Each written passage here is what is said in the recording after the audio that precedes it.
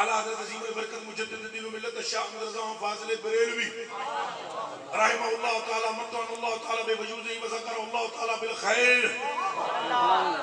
آپ ارشاد فرماتے ہیں کہ اگر قرآن سے مراد لیا جائے صفت، اگر قرآن سے مراد کلام لیا جائے تو وہ صفت الہی ہے. اگر قرآن سے مراد کیا لی جائے کلام الہی تو پھر وہ کلام الہی صفت پروردگار ہے. اور اللہ کی صفات غیر عادث ہے. اللہ کی صفات میں بڑا خدا میں کیا پتہ نہیں بیان کرنا چاہیے نہیں کرنے میں بھائی صفات صفت الہی ہے کلام حق اور صفت غیر حادث ہے. فرمایا سارے علماء اور محدثین نے لکھا ہے کہ اگر اس سے مراد لی جائے اس کتاب سے قرآن شریف ہے، اگر اس سے مراد کلام حق ہے تو پھر یہ مصطفیٰ سے افضل ہے. دھیان رکھنا.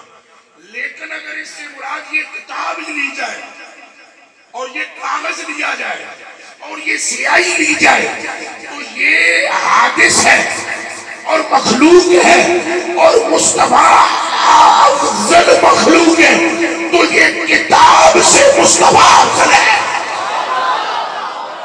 جسے سمجھ آئیے ہاتھ کھڑا کر کے بول سبحان اللہ.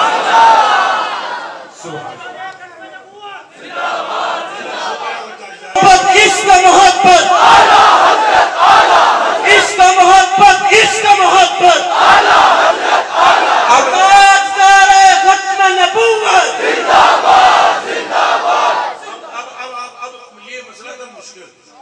صفات الہیہ قدیم ہے یا حادث ہے یا نہیں ہے یا اہل ذات ہے.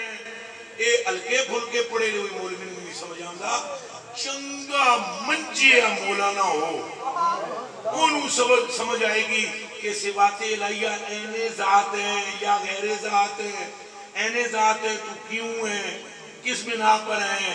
ایک چنگا گہرا مسئلہ ہے مگر میں اس کو بالکل آسان کر کے سمجھانے لگوں. جہاں تمہارے نہ گل کرنی ہے.